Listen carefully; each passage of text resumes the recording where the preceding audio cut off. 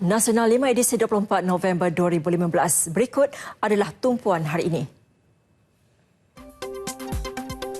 Fenomena air pasang besar, langkah berjaga-jaga diambil.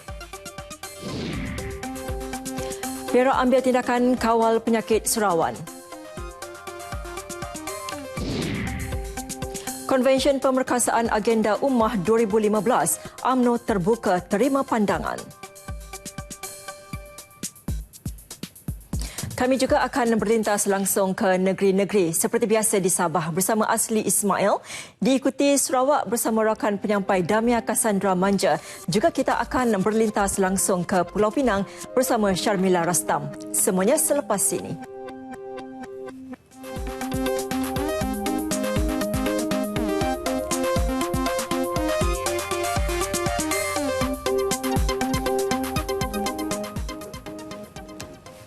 Baiklah saudara, Nasional 5 kami mulakan dengan laporan pertama ini. Undang-undang mengenai dasar air negara bakal digubal Kementerian Sumber Asli dan Alam Sekitar bagi membolehkannya diguna pakai semua negeri. Bagaimanapun perkara mengenainya masih di peringkat awal dan dijangkakan dibawa ke Parlimen selewatnya hujung tahun depan. Menteri Sumber Asli dan Alam Sekitar Datuk Seri Dr. Wan Junaidi Tuanku Jaafar mengakui ia digubal bagi merealisasikan kehendak dasar air negara yang kini berhadapan dengan pelbagai kekangan dalam pelaksanaan. Apa yang kita lihat di sini ialah correlation atau hubung kait di antara International Conference dengan dasar air negara dan penggubalan undang-undang untuk semua negeri guna pakai. Kalau tidak pun daripada sudut secara detailnya, sekurang-kurang secara dasar umumnya diguna pakai oleh pihak negeri. Beliau sebelum itu menyempurnakan persidangan antarabangsa sumber air ICWR 2015 kali ketiga di Langkawi.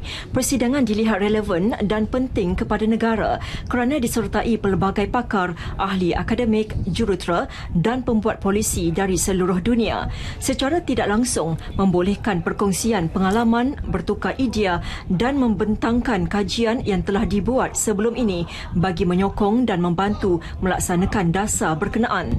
Dalam majlis sama, beliau turut melancarkan buku UNESCO bertajuk Technical Reports on Strategic Water Management International Experience and Practices, mengangkat tema penyelesaian mampan terhadap perubahan global, cabaran kepada air dan keselamatan alam sekitar. Persidangan selama 2 hari ini disertai 130 peserta daripada 40 negara. Kali terakhir persidangan itu yang juga diadakan di Langkawi ialah pada 2012. Hadir sama pengarah UNESCO Jakarta Arbas Han dan Profesor Dr. Sobri Harun, pengerusi ICWR 2015. Bermula hari ini dijangkakan fenomena air pasang besar berlaku di Selat Tebrau selama 7 hari. Sehubungan itu, Majlis Bandaraya Johor Bahru MBJB bersiap sedia dengan menempatkan anggotanya untuk bertugas 24 jam sepanjang jangkaan fenomena dengan ketinggian air laut antara 3.5 meter hingga 4.7 meter. Pegawai Perhubungan Awam MBJB Muhammad Firdaus Abdul Hamid ketika dihubungi memaklumkan 9 anggota ditugaskan secara bergilir untuk memantau dan sentiasa berjaga-jaga dengan keadaan semasa. Pemantauan utama di 3 pintu air iaitu di Sungai Chat, Sungai Seget dan Jalan Air Molek. Langkah itu perlu sekiranya berlaku hujan lebat berterusan semasa air pasang besar yang boleh menyebabkan berlaku banjir terutama di kawasan pusat bandar dan kawasan rendah berhampiran tepi pantai atau sungai. Sehubungan itu, pihak MBJB meminta kerjasama awam serta penduduk yang berada di kawasan terlibat lebih bersedia dan berwaspada sepanjang tempoh fenomena air pasang besar. Air pasang besar di pantai Kuala Selangor yang dijangka bermula pada hari ini sehingga Ahad depan ditambah dengan kadar hujan yang tinggi bakal memburukkan lagi situasi banjir di daerah Kuala Selangor. Persediaan kini dilakukan pelbagai agensi terlibat untuk memindahkan penduduk terjejas. Laporannya bersama Fazrik Kamarudin. Terima kasih rakan penyampai di Angkasa Puri. Saya kini berada di Balai Raya Kampung Asahan, salah satu pusat pemindahan untuk mangsa banjir melibatkan penduduk daripada kawasan Kampung Asahan. Bersama saya ketika ini ialah pengerusi Jawatan Kuasa Kemajuan dan Keselamatan Kampung Persekutuan Kampung Asahan, Haji Abdul Latif Haji Osman, yang akan menceritakan perincian mengenai persediaan menghadapi banjir yang dijangka akan lebih teruk bermula pada hari ini. Jadi persediaan kita di bawah JKKP Kampung Asahan, peringkat awalnya kita telah mengadakan satu mesyuarat jawatan kuasa untuk kita membagikan kerja-kerja di peringkat jawatan kuasa.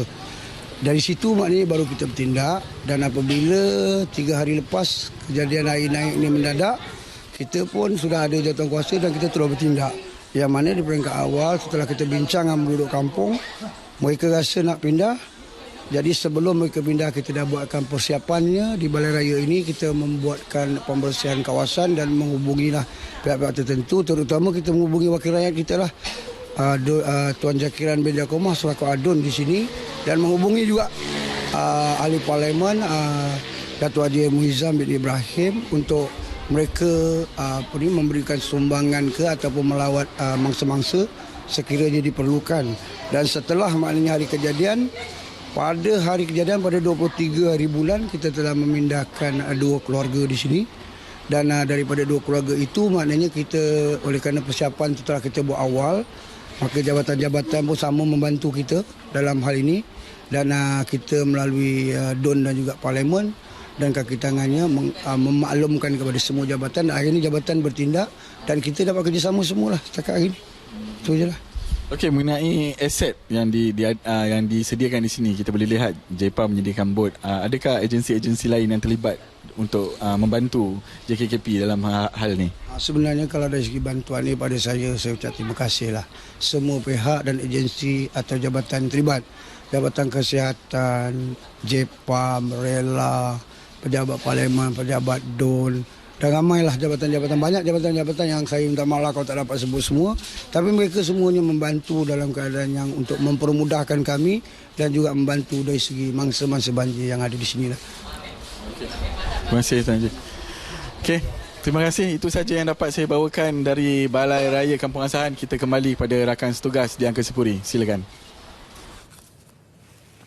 Di Perak, angka penduduk terjejas banjir terus meningkat berbanding semalam. Kesemua 381 penduduk daripada 97 keluarga kini ditempatkan di 7 pusat pemindahan sementara.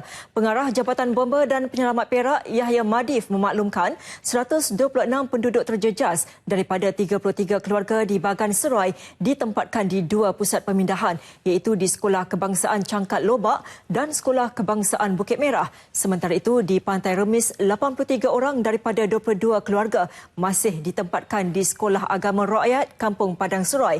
Manakala penduduk terjejas banjir di Sungai Siput pula menempatkan 70 orang di Dewan Orang Ramai Kampung Tok Sirat dan Dewan Orang Ramai Kampung Lasah.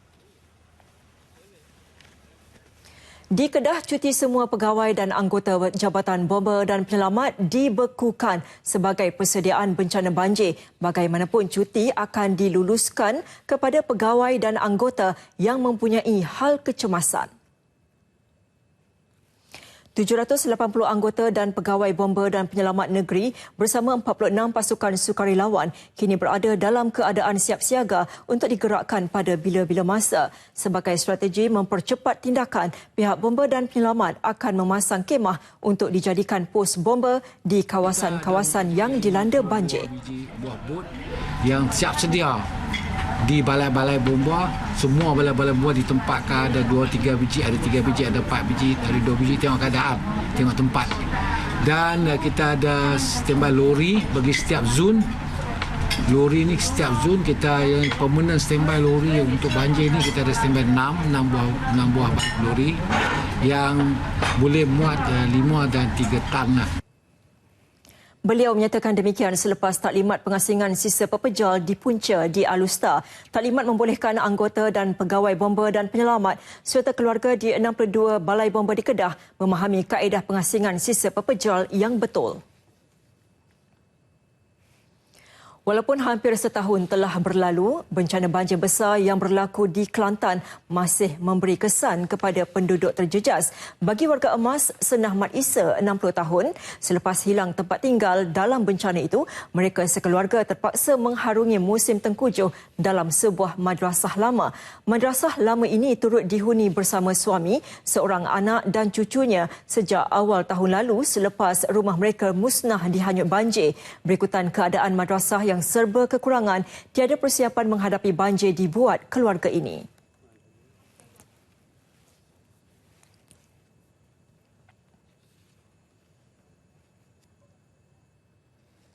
Nak siap-siap gapo lagi muka kita duduk pun gitu ke.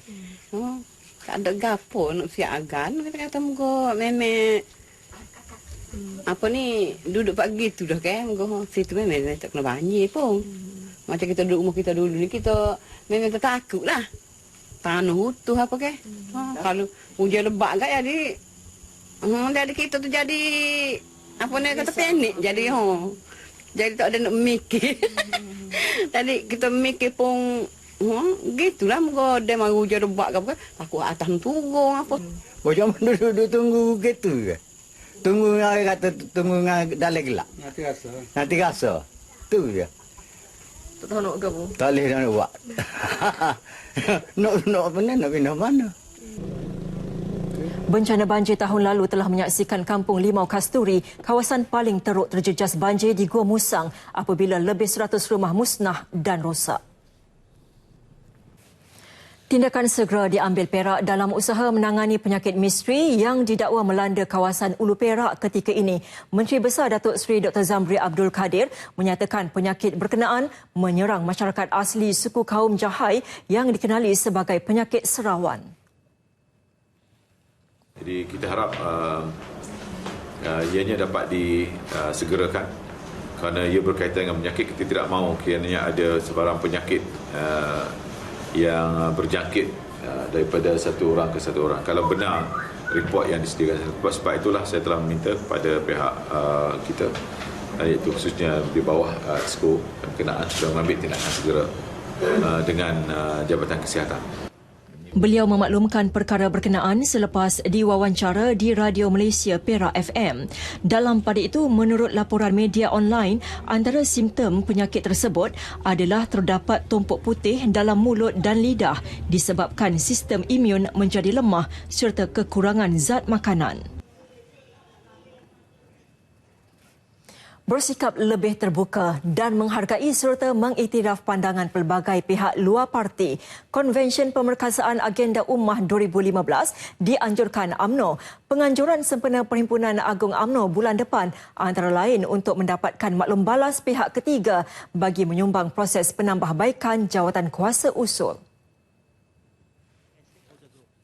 Konvensyen ini untuk diangkat sebagai suatu perbincangan yang kita nak buka kepada pandangan awam daripada pihak-pihak kepentingan. Dan seperti mana saya katakan tadi, yang menulis dan mencatat di meja-meja di belakang ini adalah juru cakap yang bakal berbahas di Perhimpunan Agung UMNO. Sudah tentu input-input ini penting kerana input-input ini adalah mewakili suara hati rakyat. Konvensyen yang bukan sahaja mengumpulkan ahli UMNO, bahkan menemukan lebih 500 individu pelbagai latar belakang. Pandangan semua pihak diperlukan bagi membuktikan UMNO sentiasa berjuang untuk rakyat dan orang Melayu secara keseluruhannya. Konvensyen turut membincang juga memperincikan usul-usul dari bahagian-bahagian UMNO seluruh negara yang akan dibentangkan semasa Perhimpunan Agung UMNO meliputi aspek pelaksanaan dasar-dasar kerajaan yang melibatkan ekonomi, politik, agama dan pendidikan.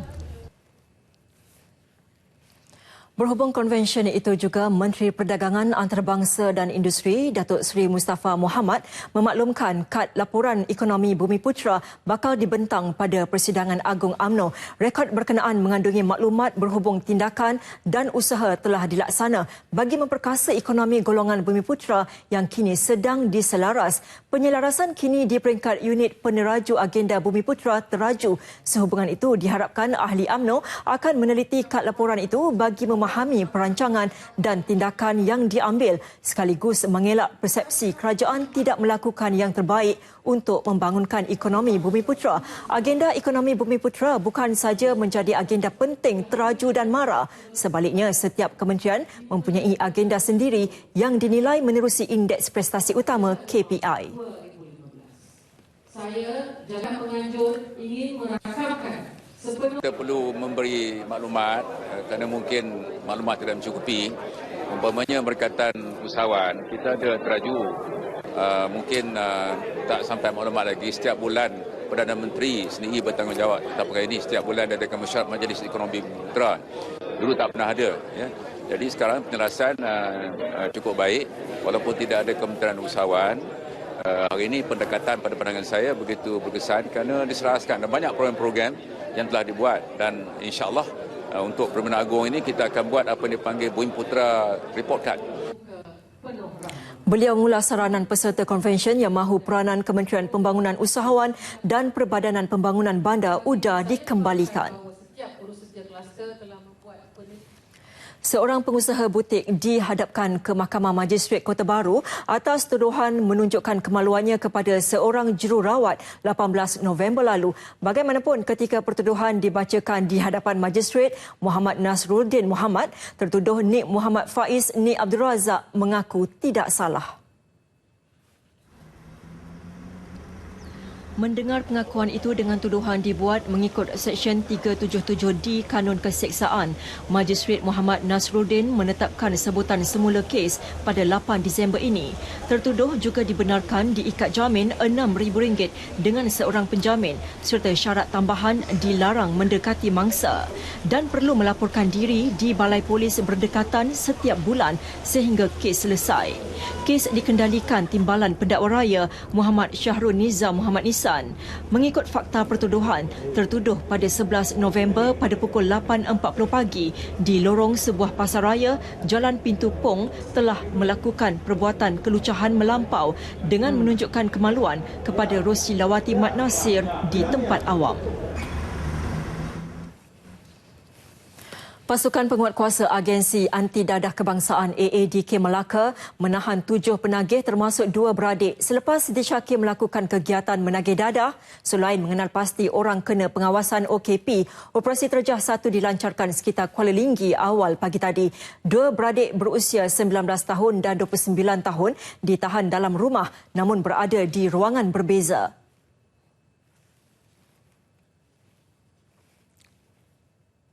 OKP kita, orang kena pengawasan yang ada pada ketika ini hanyalah 362 sahaja. Berbanding dengan tahun yang dulu di dalam bulan yang sama iaitu bulan penghujung Oktober, angka dia lebih tinggi berbanding dengan tahun 2015 ini. Jadi tidak membimbangkan. Untuk lebih kurang 400 untuk tahun yang lepas, tapi untuk tahun ini 362 sehingga Oktober, penghujung Oktober. So angka ini tidaklah membimbangkan, tetapi walau bagaimanapun langkah-langkah pencegahan dan penguatkuasaan kita jalankan terus dari masa ke semasa. Beliau berkata demikian selepas menjalankan operasi berkenaan di Alor Gajah, Melaka. Operasi kali ini menyaksikan kesemua individu berusia antara 19 tahun dan 43 tahun ditahan selepas dikesan positif dadah menerusi ujian air kencing. Mereka disiasat mengikut Seksyen 33/1 Akta Penagih Dadah 1983, sementara kes melibatkan langgar syarat akan disiasat di bawah Seksyen 6/2 Akta sama. Agroteknologi pemangkin transformasi. Tema sambutan Hari Peladang Penternak dan Nelayan Peringkat Kebangsaan 2015 yang bakal berlangsung di Kota Samarahan, Sarawak. Penganjurannya menjadi fokus utama berkaitan pentingnya penggunaan teknologi moden dalam sektor perladangan, penternakan dan akuakultur bagi mengukuhkan lagi produktiviti. Karnival kali ini juga bakal menyerlahkan potensi Sarawak dalam konteks pertanian dan industri asas tani. Menteri Pertanian dan Industri Asas Tani, Datuk Seri Ahmad Syabri, mengakui golongan muda berperanan penting untuk menjadikan bidang pertanian dan nelayan sebagai salah satu sumber pendapatan dan bidang kerjaya. Sambutan Hari Peladang Penternak dan Nelayan Peringkat Kebangsaan dianggap sebagai satu karnival yang besar dan penting untuk mengetengahkan idea-idea inovasi kepada kumpulan sasaran. Fokus yang lainnya ialah tentang soal teknologi dalam pertanian. Terdapat banyak kaedah-kaedah yang menggunakan teknologi moden. Kadang-kadang orang tak tahu kita sekarang ni sedang membuat eksperimen melalui MADI dan sebagainya untuk menggunakan teknologi RFID misalnya. Jadi ianya adalah merupakan karnival besar yang harus disertai oleh bukan sahaja orang Sarawak, tapi kalau kata-kata ujung minggu ni kita nak travel mana-mana, daripada pergi ke negeri lain 1.5 jam kita turun ke Kuching, kita pergi ke Kota Samaran. Saya percaya orang berduyun-duyun di sana dan kemudahan-kemudahan disediakan, ada bas, shuttle dan sebagainya. Sambutan pada 27 November sehingga 3 Disember ini akan diisi dengan aktiviti pameran dan jualan. Selain itu, 400 ruang pameran dan 200 spesies ternakan akan turut dipamerkan dalam karnival berkenaan. Beliau menyatakan perkembangan itu selepas menjadi tetamu dalam rancangan Selamat Pagi Malaysia di Angkasa Puri. Pendidikan Pemeliharaan serta Pemuliharaan Alam Sekitar diterjemahkan penuntut Fakulti Kejuruteraan Kimia dan Fakulti Kejuruteraan Tenaga Diperbaharui UTM melalui inisiatif projek reaktor biodiesel mudah alih. Peralatan yang dicipta mampu menjimatkan penggunaan bahan bakar bot dan mesra alam, dan lebih menarik, kumpulan nelayan dan di Pulau Perhentian Terengganu dipilih untuk menggunakan peralatan berkenaan. Penasihat kumpulan ini, Dr. Naruzita Ngadi, memaklumkan peralatan mudah alih itu mampu menjana 15 liter bahan bakar alternatif biodiesel dalam tempoh 2 jam. Sumber yang digunakan adalah minyak masak yang tidak lagi digunakan. Tahap kualiti biodiesel ini telah diuji ke atas kenderaan termasuk bot melalui beberapa siri jelajah dalam dan luar negara. Kami yakin sebab kami telah test standard biodiesel yang kami perolehi. Dan dia telah memenuhi standard ni lah ASTM, dan dia memang selamat untuk digunakan. Sebenarnya untuk yang biodiesel, dia punya kualiti kita ada standard ASTM sendiri, dan bila kami cek di makmal, dia memang memenuhi kualiti biodiesel yang standard. Tumpuan diberikan kepada golongan yang terlibat dalam industri perikanan serta pengusaha bot. Saranan turut diberikan kepada mereka untuk menggunakan minyak masak terpakai sekaligus mengurangkan kebergantungan kepada minyak diesel. Kepada nelayan, kelebihan untuk nelayan ialah dapat mengurangkan dan menjimatkan kos penggunaan minyak diesel. Ya, dapat membantu menjimatkan perbelanjaan dan juga untuk seni produk ini adalah mesra alam. Kami mendapat sambutan yang sangat hangat daripada pihak Pulau Perhentian, dan kami bercadang untuk meluaskan lagi penggunaan mini mobile reactor di pulau-pulau yang lain. Selama setahun kami telah bersusah payah, jadi kami rasa pengorbanan kami dan kesusahan kami ini terbalas kerana kami telah berjaya membawa mini mobile reactor kami sendiri ke Pulau Perhentian. Penggunaan peralatan yang dicipta ini juga menyuntik kesedaran mengenai kepentingan menjaga hidupan laut yang bebas dari sebarang pencemaran. Noor Yusof, Pulau Perhentian untuk RTM. Seiring dengan status serta pengiktirafan UiTM sebagai Universiti Keusahawanan, polisi serta persekitaran institusinya menerapkan nilai dan kompetensi bidang berkenaan. Pro-Chancellor UiTM Tan Sri Salihuddin Mohamad ketika berucap pada istiadat Convocation ke-83 di UiTM Arau mengakui institusi pendidikan awam itu telah melahirkan ramai graduan usahawan. Sementara itu, Rektor UiTM Perlis, Profesor Datuk Dr. Ahmad Rizwan memaklumkan graduan UiTM dilatih menjadi usahawan melalui program-program seperti Tunas Mekar, Program Pembangunan Usahawan Graduan dan Sectorial Techno Entrepreneurship Program. Kalau nak kata keusahawanan dari segala bidang, dalam sukan pun ada keusahawanan, dalam ladang ada keusahawanan, dalam bidang sains dan teknologi pun ada keusahawanan. Jadi itulah orang kita kalau jadi profesional mungkin masih bekerja dengan orang. Dalam keusahawanan ini mereka boleh majikan, jadi majikan sendiri. Dan sebagai majikan, mereka boleh mengambil rakan-rakan untuk menjadi rakan sekerja. Pada majlis ini, 1,043 graduan menerima ijazah dan diploma masing-masing. Baiklah saudara, Nasional 5 diteruskan dengan lintas langsung negeri-negeri. Kita ke Sabah dahulu bersama Asli Ismail. Silakan Asli. Terima kasih Nurlila di Angkasa Puri. Assalamualaikum dan salam sehati sejiwa. Persidangan Dewan Undangan Negeri Dun Sabah. Pelaksanaan projek Lebuh Raya Pen Borneo bagi negeri Sabah yang dijadual bermula Mac tahun depan hanya akan diberikan kepada kontraktor dari Sabah sahaja. Ketua Menteri Datuk Seri Panglima Musa Haji Aman memberi jaminan itu ketika sesi pertanyaan untuk jawapan lisan Dun Sabah pagi tadi.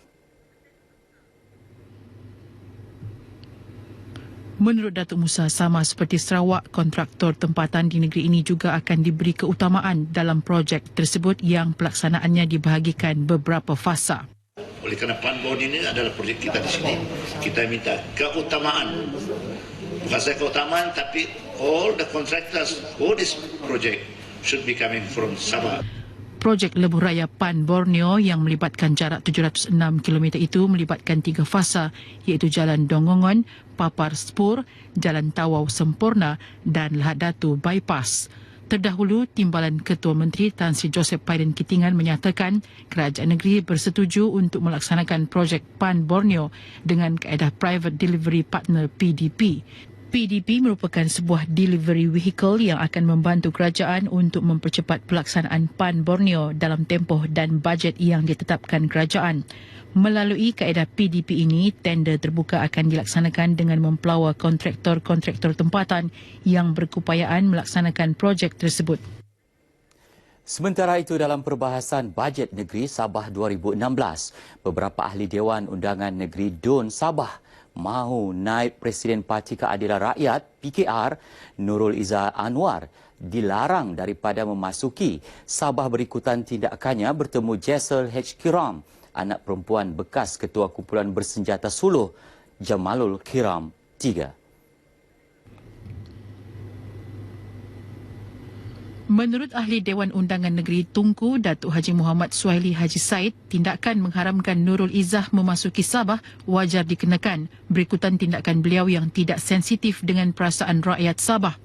Ini kerana pertemuan itu bukan sahaja mengguris hati rakyat Sabah, malah tidak menghormati keluarga wiranegara yang terkorban dalam insiden pencerobohan pengganas Sulu di Kampung Tanduo, Lahad Datu pada Februari 2013. Nada sama turut disuarakan ahli Dewan Undangan Negeri Sindumin, Datuk Ahmad Bujang yang mahu ahli Parlimen Lembah Pantai tidak dibenarkan masuk ke Sabah. Turut menyelar tindakan Nurul Izzah, ahli dari Pembangkang. Menurut ahli Dewan Undangan Negeri Tamparuli yang juga Presiden Angkatan Perubahan Sabah APS Datuk Seri Panglima Wilfred Bumburing, tindakan tersebut merupakan tindakan pengkhianat negara. Semua jabatan dan agensi di bawah Kementerian Pertanian dan Industri Makanan diingatkan agar terus melaksanakan urus tadbir yang baik dan telus. Dalam sidang media di bangunan Dun Sabah, Kota Kinabalu, Timbalan Ketua Menteri yang juga Menteri berkaitan Datuk Seri Panglima Haji Yahya Husin berkata, langkah itu juga dapat mengoptimalkan keuntungan jabatan dan agensi terlibat. Kita mahu syarikat, agensi ataupun jabatan di kementerian kita mendapat grade tinggi dalam rating. Beliau ditemui media selepas majlis penyerahan cek bagi pembayaran dividen sebanyak lebih RM71,000 dan pembayaran balik pinjaman sebanyak RM2 juta daripada pengurusi pemasaran perikanan Sabah Sdn Berhad Safma Datuk Jojan Sambakong kepada Setiausaha Tetap Kementerian Kewangan Datuk Pangeran Hasanel Pangeran Muhammad Tahir dan disaksikan Ketua Menteri Datuk Seri Panglima Musa Haji Aman. Terdahulu, Ketua Menteri turut menerima kunjungan pengarah penyiaran Sabah yang baharu Haji Ali Haji Ngasio dan pegawai kanan RTM. 10 peserta terbaik yang memenangi pertandingan Pitch Borneo 2015, anjuran Persatuan Usahawan Teknologi Sabah, masing-masing menerima dana berjumlah RM20,000. Majlis penyerahan dana itu disempurnakan Menteri Pembangunan Sumber dan Kemajuan Teknologi Maklumat, Datuk Siringan Gubat. Berucap dalam majlis ini, Datuk Siringan berkata hasil inovasi para peserta yang terlibat boleh dikomersialkan sekaligus meningkatkan daya saing usahawan tempatan. Pitch Borneo yang sebelum ini dikenali sebagai Sabah Got Idea merupakan pertandingan idea perniagaan yang kreatif dan inovatif. Para pemenang yang ditemui menyifatkan pertandingan ini sebagai batu lonjatan untuk maju ke hadapan dalam menghasilkan produk yang berkualiti. Dengan interpretasi visual kami dapat sampai ke peringkat inilah, dan memang alhamdulillah kami berjaya sampai ke peringkat ini dengan menggunakan presentation yang menarik dan juga keyakinan yang betul-betul tinggilah. Dapat membantu saya dari segi percakapan, communication, and beranilah bila bersama di depan orang ramai. Saya telah mengubah dia menjadi lebih halus, iaitu kayu ground cinnamon yang kita panggil super fine, di mana di luar negara memang inilah yang orang cari sebab dia mudah untuk digunakan seperti dimasukkan dalam minuman ataupun makanan. Apabila saya membeli drone ini, saya merasakan potensinya boleh pergi jauh. Oleh itu saya telah mempelajari beberapa cara untuk menghasilkan 3D mapping dan rescue dalam menggunakan drone ataupun UAV. Sebanyak 24 idea perniagaan dan produk diketengahkan dalam pertandingan ini. Setelah menunggu hampir 10 tahun, akhirnya Juniul Tahil, 58 tahun berjaya memiliki lesen memandu menerusi program janji ditepati skuad muda 1 JPJ.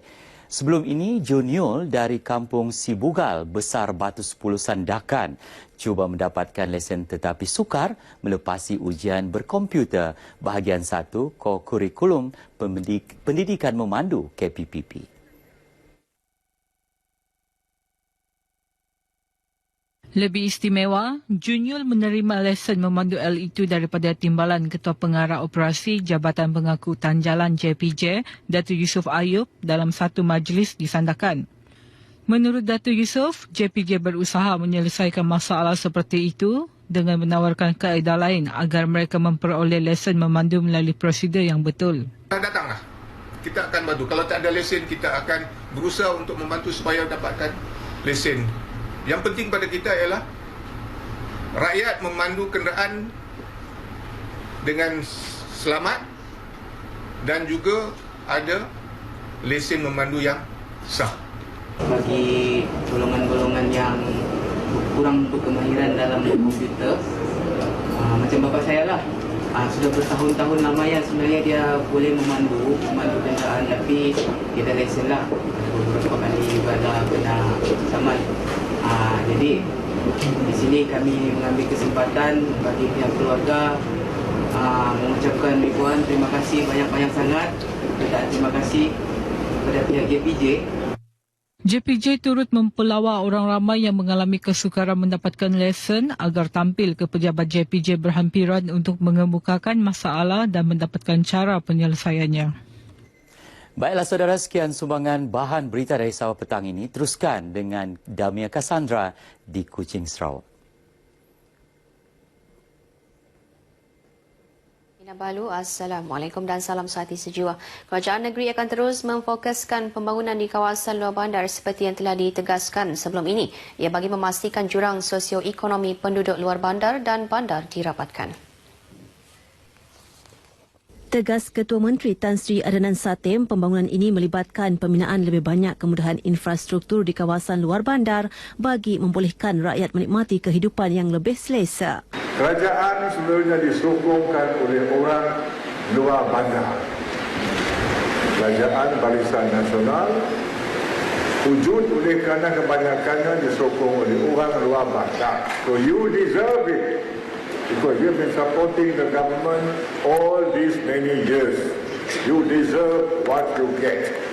Beliau berkata demikian pada majlis penyampaian Warta Rizab Komunal Bumiputra Seksyen 6 Kanun Tanah Negeri dan cek pampasan tanah di Dewan Suara Bau.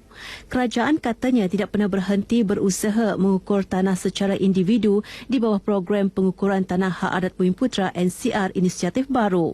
Oleh itu, beliau mahu semua tanah individu di luar bandar, di Sukat dan seterusnya diberikan surat hak milik tanah. Dalam pada itu, beliau menjelaskan permintaan untuk diberikan tempoh 5 tahun lagi mentadbir negeri ini bukan bermaksud beliau tamak kuasa, sebaliknya mahu menunaikan segala janji dan impian untuk terus melihat Sarawak, terutama di kawasan luar bandar, menikmati pembangunan. Terima kasih kepada yang berkenaan kerana telah menyerahkan surat hak milik tanah kepada saya. Rasa sangat bertuah dan gembira bagi pihak ibu saya. Sudah lama kami tunggu-tunggu untuk menerima title ini. Berterima kasih kepada kerajaan. Pada majlis ini, seramai 315 penerima menerima surat hak milik tanah Seksyen 18 Kanun Tanah Negeri. Sementara itu, Tan Sri Adenan menegaskan pendiriannya menggunakan bahasa Inggeris sebagai bahasa perantaraan rasmi kerajaan adalah muktamad. I don't think so. Yes. I don't think so. Is it I'm just being practical, that's all. You cannot deny that English is the international language. You cannot deny that. So I'm being realistic. Because if we don't go along with that, we'll be left behind. Beliau menyatakan demikian ketika mengulas kenyataan Penasihat Sosial Budaya Kerajaan Tan Sri Dr. Rais Yatim yang mahu kerajaan negeri menimbang semula keputusan menjadikan bahasa Inggeris sebagai bahasa perantaraan rasmi kerajaan negeri demi perpaduan negara. Ini kerana langkah kerajaan Sarawak itu dilihat boleh menimbulkan bibit-bibit perpecahan dalam kalangan masyarakat. Bagaimanapun katanya, beliau menghormati dan menerima baik pendirian Tan Sri Rais Yatim. Tan Sri Adenan ditemui media selepas majlis penyampaian Warta Rizab Komunal Bumiputra Seksyen 6 dan cek pampasan tanah di Dewan Suara Bau.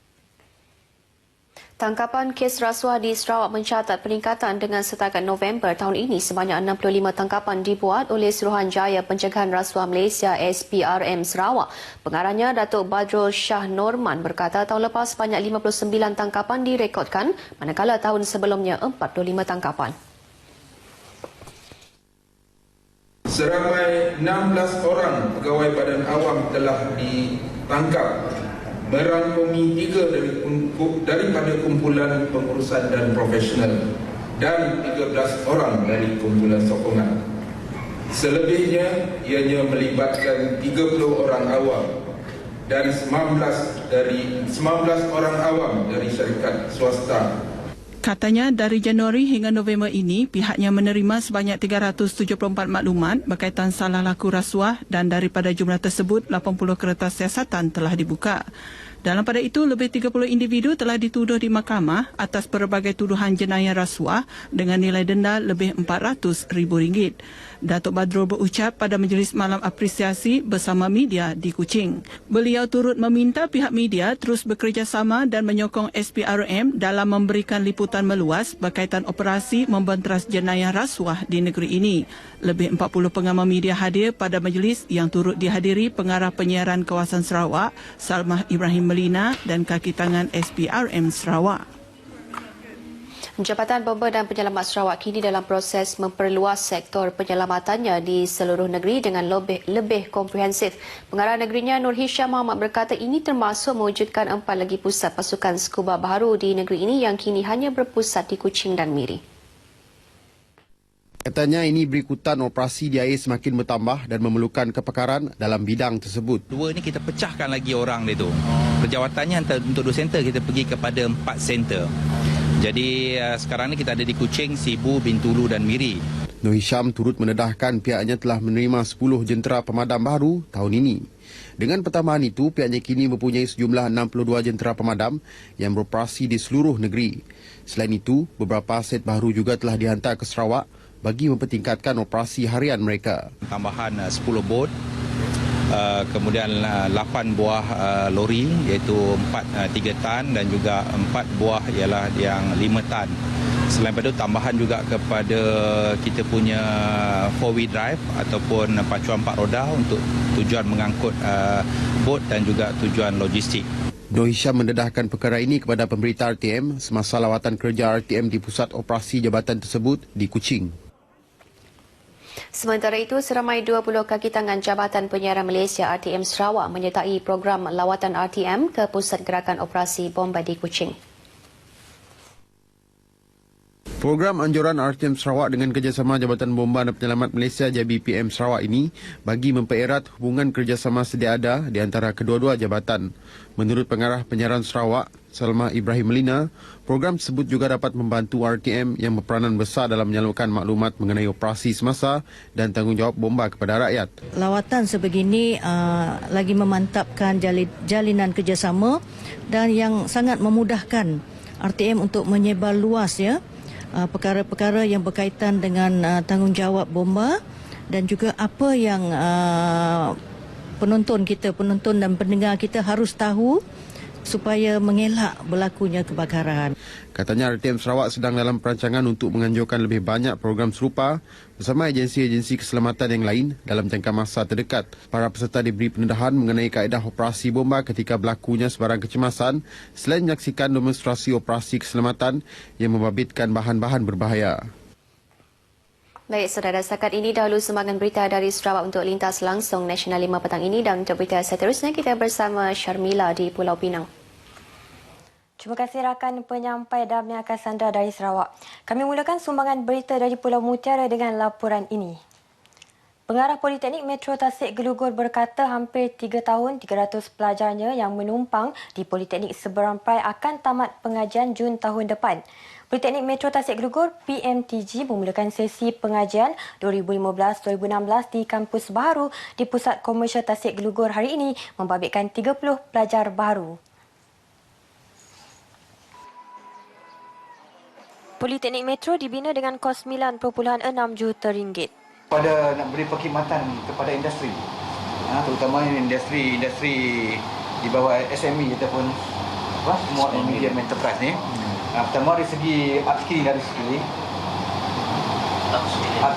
skilling ataupun apa kita panggil dia tambah kemahiran ataupun ubah kemahiran.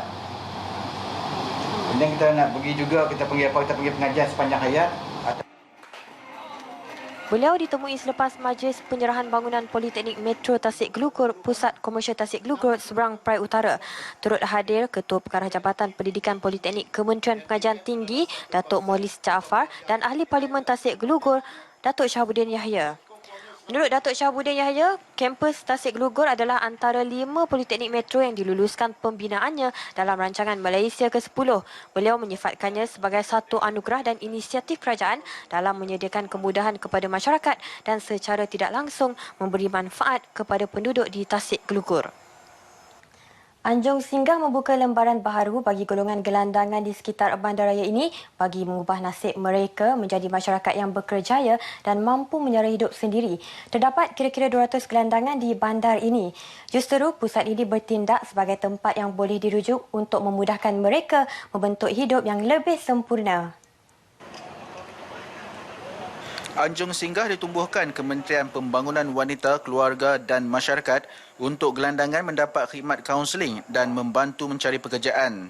Pusat yang ditadbir Yayasan Kebajikan Negara YKN ini dijangka mampu mengelak jumlah gelandangan daripada bertambah. Kita menjadi orang tengah kepada golongan gelandangan untuk berurusan dengan jabatan-jabatan kerajaan yang terlibatlah, seperti Jabatan Tenaga Kerja, Jabatan Kebajikan Masyarakat. Sebab ada di kalangan diorang ni, dia tak tahu ke mana dia nak pergi bila memerlukan macam bantuan. Menurut seorang bekas gelandangan, Kiau Siak Yam, kehidupannya lebih terjamin sejak dibantu pusat ini tahun lepas, termasuk bantuan bulanan wang kebajikan. Dulu saya ada sama di sini duduk 2 minggu lah. Dia saya dapat ni kerja, saya baru pergi kerja lah. Sekarang dah kerja? Sekarang sudah kerja, ala kerja lah. Dapat kerja tu tengkek bisi, sekarang okey sikit lah. Datang sini dengan bantuan Anjung Singgah memberikan saya tempat tinggal, perlindungan dan keperluan saya harian selama 2 minggu. Dalam masa 2 minggu tu juga Anjung Singgah telah menolong saya mencari kerja. Sehinggalah saya berjaya dalam kerja. Anjung Singgah Pulau Pinang mula beroperasi Jun tahun lalu, merupakan pusat yang keempat dibuka selain di Kuala Lumpur, Johor dan Sarawak. Berkuat kuasa 1 Disember ini hingga 31 Januari 2016, rancangan jalan raya akan dilaksanakan di Jalan Pantai. Sementara 3 dari 6 lorong di Jalan Misha menghala ke Terminal Feri Sultan Abdul Halim Butterworth akan ditutup. Terminal teksi sementara Penang Central pula akan dipindahkan ke kawasan KTMB Butterworth mulai 1 Januari 2016. Menurut kenyataan Ibu Pejabat Polis Daerah Seberang Perai Utara, penutupan tersebut berikutan pembangunan hak pengangkutan bersepadu Penang Central yang sedang giat dibangunkan. Pengguna jalan raya dinasihat supaya berhati-hati dan sentiasa mematuhi papan tanda arah yang disediakan. Manakala mulai 1 Februari 2016 sehingga 30 September 2016 pula, persimpangan ke Jalan Pantai dan persimpangan ke Terminal Feri Sultan Abdul Halim Butterworth akan ditutup. Sehubungan itu, jalan susul keluar dari terminal akan diubah dari laluan sehala kepada laluan dua hala. Untuk sebarang pertanyaan atau maklum balas, boleh hubungi talian khidmat bantuan 24 jam di talian 04-332-1015 dan 016-416-8169 atau email ke info@penangcentral.com.my. Sekian paparan berita dari Pulau Mutiara ini. Berita selanjutnya bersama Nolela Muhammad Nur di Angkasa Puri. Baik, terima kasih Syarmila dari Pulau Pinang dan juga rakan-rakan dari Sabah dan Sarawak dengan lintas langsung itu tadi. Baiklah, kita ke berita seterusnya. Yang di-Pertuan Agong Tuanku Abdul Halim Muazzam Shah hari ini berkenan mengurniakan darjah kebesaran, bintang dan pingat Persekutuan tahun 2015 kepada 109 penerima. Raja Permaisuri Agong Tuanku Hajah Haminah turut berangkat ke istiadat pengurniaan ini yang berlangsung di Balai Rung Sri Istana Negara. Pengurniaan pingat dan darjah kebesaran ini sempena sambutan ulang tahun keputeraan rasmi Sri Paduka Baginda yang disambut pada 6 Jun lalu. Seramai 39 individu menerima darjah Ahli Mangku Negara AMN, manakala 46 yang lain menerima pingat Pangkuan Negara PPN.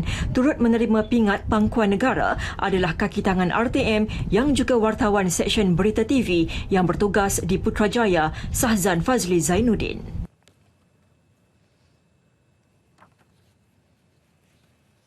Walaupun pernah melakukan kesilapan, namun hubungan kekeluargaan tidak terputus dan sokongan moral perlu terus diberikan. Atas inisiatif itu, Lembaga Penduduk dan Pembangunan Keluarga Negara LPPKN menganjurkan program Jalinan Kasih Deepawali 2015. Pelatih berbangsa India Sekolah Henry Geni Melaka diberi peluang untuk bertemu dengan keluarga masing-masing. Dan nampak daripada riak muka mereka ni bukan kerana Deepawalinya, tapi kerana dapat berjumpa, diberikan peluang dan ruang. Hasil anjuran LPPKN ini, mereka dapat berjumpa, beramah mesra, memulihkan balik hubungan, merapatkan lagi ikatan silaturahim antara mereka. Beliau sebelum itu menyempurnakan majlis penutup Jalinan Kasih Deepawali di Sekolah Henry Geni, Teluk Mas, Melaka. Bagi ibu bapa dan pelatih, peluang itu dimanfaatkan sepenuhnya. Saya rasa begitu bangga sekali. Walaupun Deepawali sudah berlalu, masih kita ada sempat untuk meraihkan dengan sama anak. Saya rasa begitu bangga dan gembiralah. Sebab satu keluarga kita dapat duduk semeja.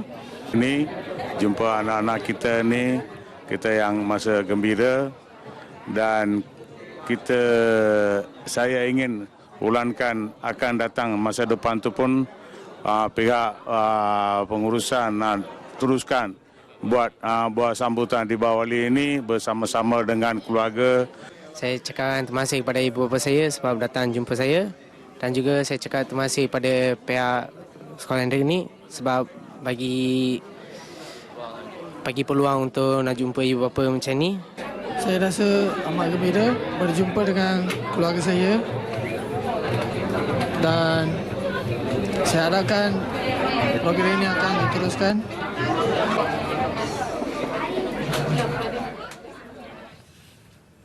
Bagi yang inginkan kelainan bersama keluarga sempena cuti sekolah ini, apa kata anda cuba ke Berhulu Camp di Serting Ulu Negeri Sembilan yang letaknya kira-kira 250 km dari Kuala Lumpur. Selain suasana alam semula jadi yang mendamaikan, Berhulu Camp agak istimewa kerana letaknya dalam dusun buah-buahan.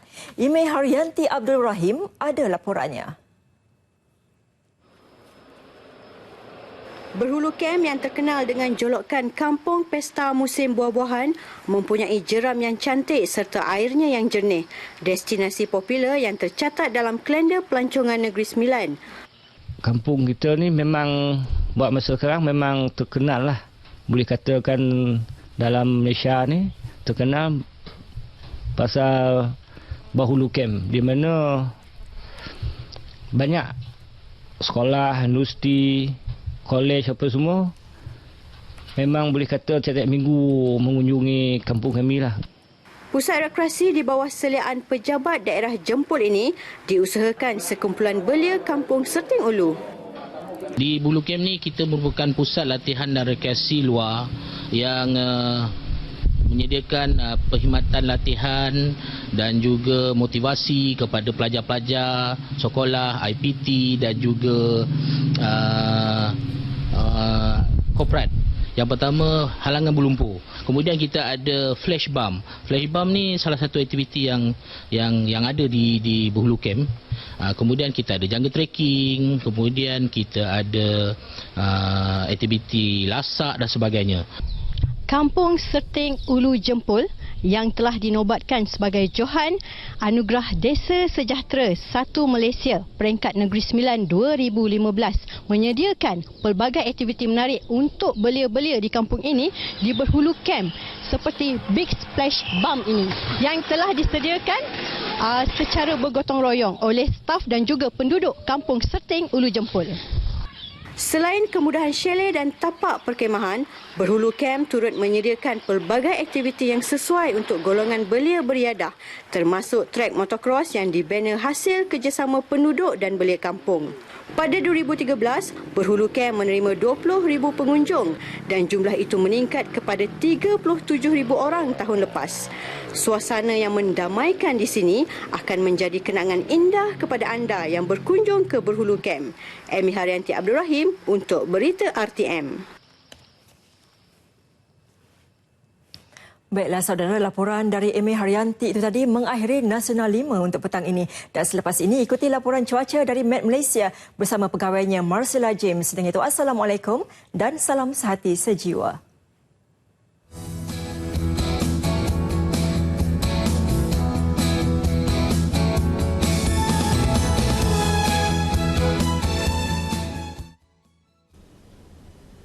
Selamat petang dan salam sehati sejiwa.